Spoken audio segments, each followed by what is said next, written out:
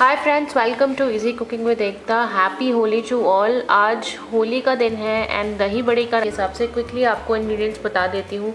यहाँ पर भुना हुआ जीरा लिया है जिसको आप हल्का सा पीस सकते हैं यानी ग्राइंड कर सकते हैं।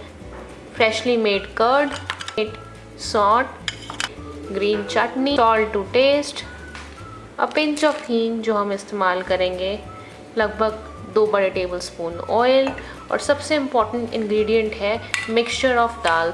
सो यहाँ पर मूंग और उड़द की दाल हमने ली है। रेशो इस हिसाब से रहता है जितना भी आप मूंग की दाल लेंगे आधी आप उड़द दाल ले लें। आपके दही बड़े बहुत ही फ्लफ़ी और सॉफ्ट बनते हैं। ओवरनाइट भीगी हुई दाल को इमीडिएटली जार में ट्रांसफ़र कर दें और इसमें बिल्कुल मिनिमल पानी आपको डालने की ज़रूरत है क्योंकि सोक्ड दाल है, बहुत इजीली ग्राइंड हो जाएगी। कोर्सली आप इसको ग्राइंड कर लें।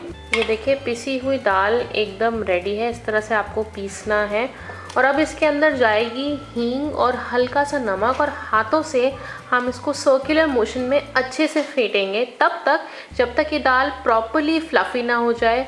फ्लफ़ी हो गई है, अच्छे से फिट गई है, वो प्रोसेस भी आपको दिखाऊंगी। वो है वाटर का प्रोसेस। हम वाटर के ऊपर एक ड्रॉप डाल कर देखते हैं कि दाल ऊपर आ रही है पानी के ऊपर या नहीं आ रही है। जब तक आपकी दाल का मिक्सचर पानी के ऊपर सेटल ना होने लगे तब तक आपको इस दाल को अच्छे से हाथों से फेंटना है।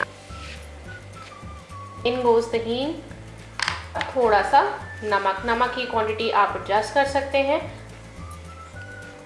इस तरह से सर्कुलर मोशन में आप इसको लगातार फेंटते रहें। एक ही डायरेक्शन में सर्कुलर मोशंस के बाद आपका फ्लफ़ी बैटर तैयार है। आइए टेस्ट करते हैं बैटर रेडी है कि नहीं है।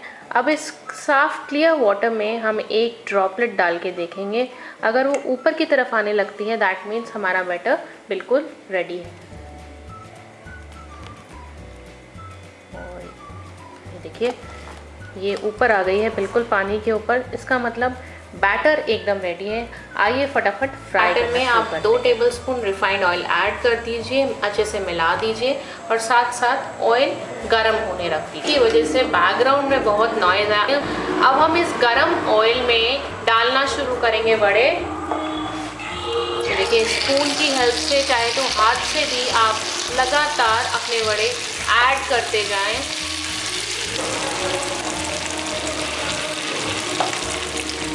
ये देखिए पहला बैच एकदम रेडी है, इतना ही आपको इनको फ्राई करना है। दूसरा बैच मेरा ऑलरेडी मेरी कढ़ाई के अंदर है। अब इस बैच को हम ट्रांसफ़र करेंगे बॉइलिंग वाटर में जिसमें मैंने एक पिंच ऑफ सॉल्ट डाला है। आपको बता दूं इन वड़ों में मैंने थोड़ा सा खाने वाला सोडा ऐड किया है, pinch of baking soda. Optional है, आप चाहें तो डाल सकते हैं, आप चाहें तो छोड़ भी सकते हैं। ये रहा गर्म पानी, इसमें डाला हुआ है पिंच ऑफ नमक और अब इसमें आप अपने वड़े ऐड करना शुरू कर दें। पानी एब्जॉर्ब भी करता है इसलिए इसमें हल्का सा नमक डाला गया है ताकि ये अच्छे से और ज़्यादा फूल जाए और नमक को भी अपने अंदर एब्जॉर्ब कर दें। तो आप थोड़ी देर लगभग 10-12 मिनट भीगे रहने दें इसी तरीके से। फिर हाथ से निचोड़ कर अच्छे से पानी को ड्रेन आउट कर देंगे बड़े के अंदर से। 10 मिनट के बाद बड़ों का गर्म पानी निकाल दें और इस तरह से ठंडे पानी से इनको वॉश कर लें। उसके बाद थोड़ी देर के लिए हम ऐसे ही छोड़ देंगे और फिर इनका पानी निचोड़ेंगे अच्छे से। ये देखिए आप कोई भी बड़ा इस तरह से हाथ में लें और ऐसे प्रेस करके आपको इसका एक्सेस वाटर निकालना है। वाटर निकालने की वजह से इसका एक्सेस ऑयल भी निकल जाएगा। इस तरह से बस प्रेस कर दें। प्रेस किया और ये वड़ा हल्का सा फ्लैट हो जाएगा। इसी तरह से बाकी सारे वड़े भी आप प्रेस कर कर निकाल लेंगे। इस प्लेट में हम वड़ों की प्लेटिंग करेंगे। अब अच्छे से दही डाल दें। अब बारी है सौंठ ऐड करने की, नहीं ऐड करने की। क्वांटिटी में आपको ऐड करना है आप उतनी में ऐड करें।